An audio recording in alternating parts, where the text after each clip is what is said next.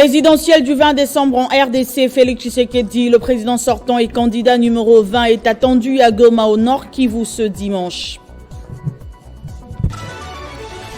Élection présidentielle en Égypte, la population a commencé à voter ce dimanche. Sans surprise, le président sortant, le maréchal Al-Sisi, semble assuré d'emporter un troisième mandat.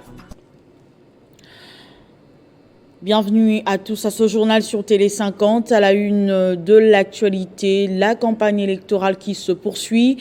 Après Bukavu, où il a promis la gratuité de l'enseignement secondaire et la construction de la route Bukavu-Mbujima, ici il est réélu, et son passage à Walungu et Uvira, le candidat numéro 20, Félix Tshisekedi, est attendu ce dimanche à Goma et Beni et demain lundi à Butembo. Pacheco Kavundama, notre correspondant à Goma, a interviewé quelques habitants de cette ville sur leurs attentes.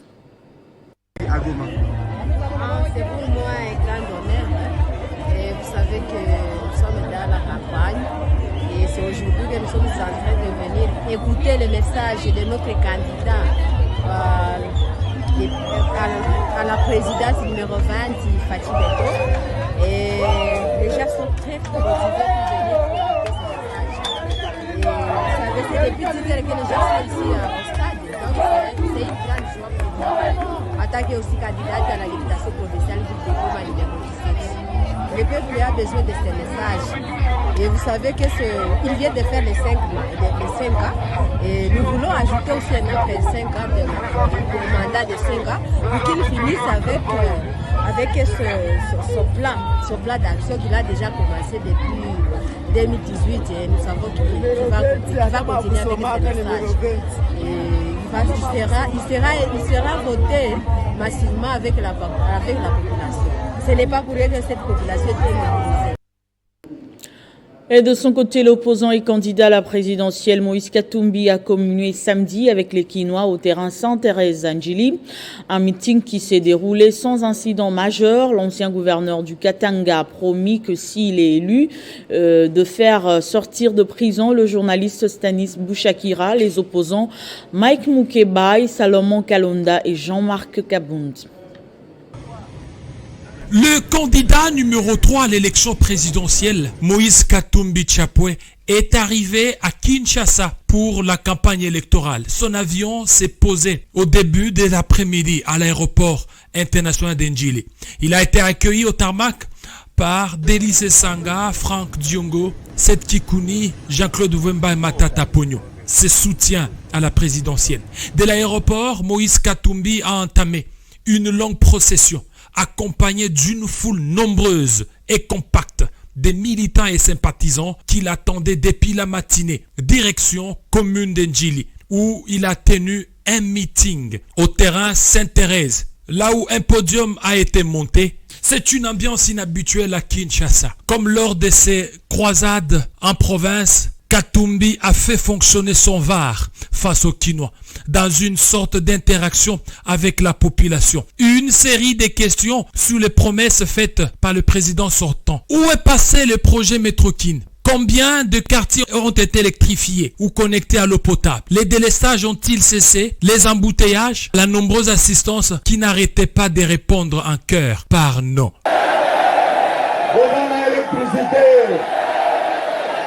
Bozana courant, délestage de Sili. Moïse Katumbi promet de construire une nouvelle capitale à Kinshasa et d'en faire le miroir de la République démocratique du Congo, avec des routes de contournement modernes, des véritables sauts des moutons et des routes asphaltées dans toutes les communes. 3 stades modernes, des réseaux de distribution d'eau et de courant électrique. Il a aussi réitéré son vœu de baisser les prix des denrées alimentaires des premières nécessités, de rétablir la bourse des étudiants et améliorer les salaires des fonctionnaires et agents de l'État. Il invite les Congolais à voter pour lui le 20 décembre 2023. Pour terminer son meeting, Moïse Katumbi Chapwe a dénoncé les arrestations arbitraires dont sont victimes son conseiller spécial Salomon Kalonda, qui croupit injustement à la prison d'Endolo et gravement malade. Mike Mukebai, Et une minute de silence a été observée en mémoire des chérubins Okende assassinés sauvagement. C'est la dernière ligne droite vers les élections du 20 décembre et les candidats à la présidentielle tentent de séduire la population à travers leurs projets de société. L'opposant Martin Fayulu était à Lissala dans la Mongala où il a dénoncé la mégestion du pouvoir actuel. À Lissala, dans la province de la Mongala, Martin Fayulu a été ovationné par la population à son arrivée. Lors de son meeting, l'opposant congolais a dénoncé la mégestion du pays par le régime Tshisekedi avant d'insister sur des élections crédibles, transparentes et apaisées. Le numéro 21 à la présidentielle a exposé près de 20 réformes prévues dans son projet de société, dont l'élection à 2 tours. C'est le moment! C'est le moment! L'autre réforme, ce sera de ramener l'élection à 2 tours. La première élection, le peuple élit ses deux premiers champions. Ensuite, les alliances viendront déterminer au second tour le gagnant, a-t-il dit. Le leader de la coalition Lamuka a prévu de boucler sa campagne électorale par un meeting populaire au stade des Martyrs de Kinshasa.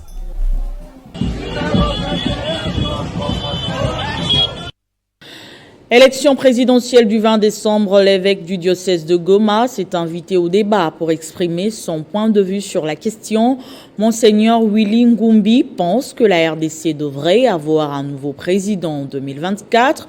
Devant la presse, il insiste surtout sur la crédibilité et la transparence des élections.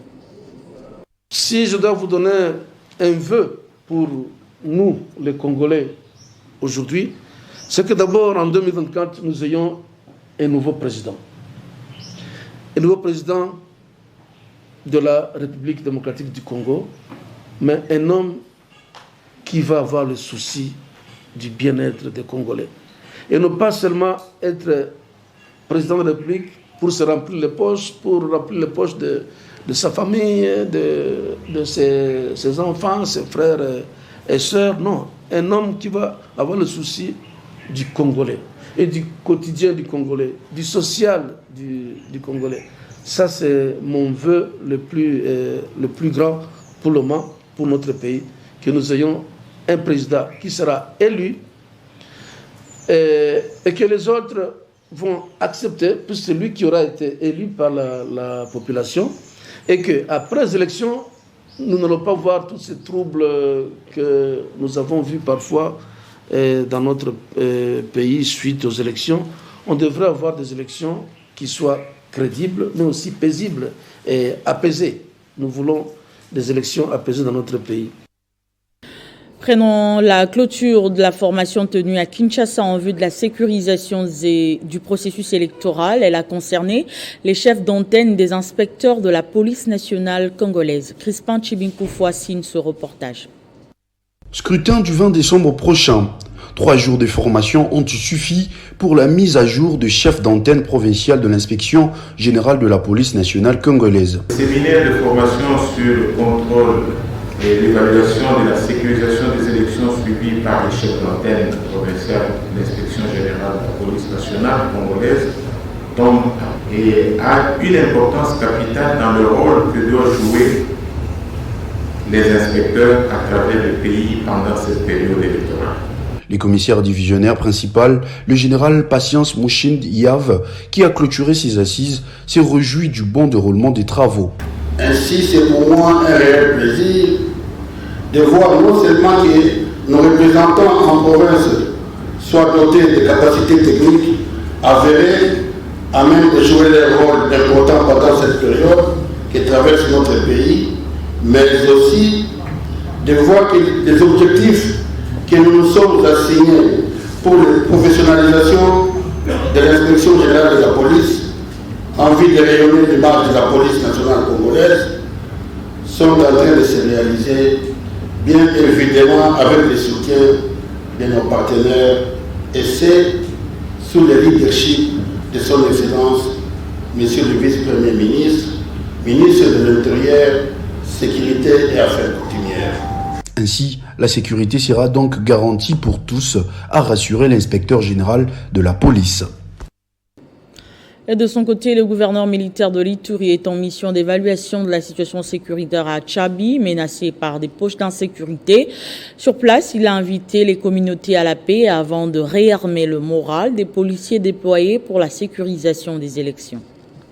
Pour palper du doigt cette réalité, le commandant des opérations, gouverneur militaire de l'Ituri, a effectué une mission d'évaluation de la situation sécuritaire dans la zone ce samedi 9 décembre 2023. Sur place, le lieutenant-général Luboyan Kanchamadjoni a réanimé le moral de policiers déployés pour la protection des civils, également dans la sécurisation des élections du 20 décembre 2023. Biso nyonso toza ba Congolais. Boza wana pour être au milieu du village, protéger tout le monde. Avant de s'envoler pour Bunia, le gouverneur militaire de l'Ituri a tenu un meeting populaire où il a appelé les habitants de Tchabi, Boga et ses environs à privilégier le pardon et la réconciliation en vue de pérenniser les acquis de la paix. Et c'est là avant de réitérer l'engagement du commandant suprême des forces armées et de la police nationale congolaise, Félix Tshisekedi Tshilombo, celui de défendre l'intégrité du territoire national, de la République démocratique du Congo en général et en particulier la province de l'Ituri. Basoda mingi beko nakuya hapa, watakuwa kuleta amani, watakuwa kusekurize hapa. Mutaenda kwa mashamba yenu kimya, hakutakuwa mtu hata mmoja atakuwa kuwaudhi hapa. L'actualité en dehors de nos frontières nous emmène en Égypte où la population a commencé à voter ce dimanche pour une présidentielle largement éclipsée par la guerre dans la bande de Gaza voisine. Sans surprise, le président sortant, le maréchal al-Sisi, semble assuré d'emporter un troisième mandat. Il est opposé à 3 autres candidats inconnus du grand public. Quelques 67 millions d'électeurs sont appelés à se rendre aux urnes aujourd'hui, dimanche, lundi et mardi, avant les résultats officiels qui seront annoncés le 18 décembre. Dans ces pays de 106 millions d'habitants, confrontés à la plus grave crise économique de son histoire, le pouvoir d'achat est la priorité. Ce journal est terminé, place au rappel de titres. Présidentielle du 20 décembre en RDC, Félix Tshisekedi, le président sortant et candidat numéro 20, est attendu à Goma au Nord Kivu ce dimanche. Présidentielle en Égypte, la population a commencé à voter ce dimanche pour l'élection présidentielle. Sans surprise, le président sortant, le maréchal al-Sisi, semble assuré d'emporter un troisième mandat. C'était l'essentiel de l'actualité. Merci de rester fidèle au programme de Télé 50 à 19h. Retrouvez Nathalie Yoko pour d'autres titres d'actualité.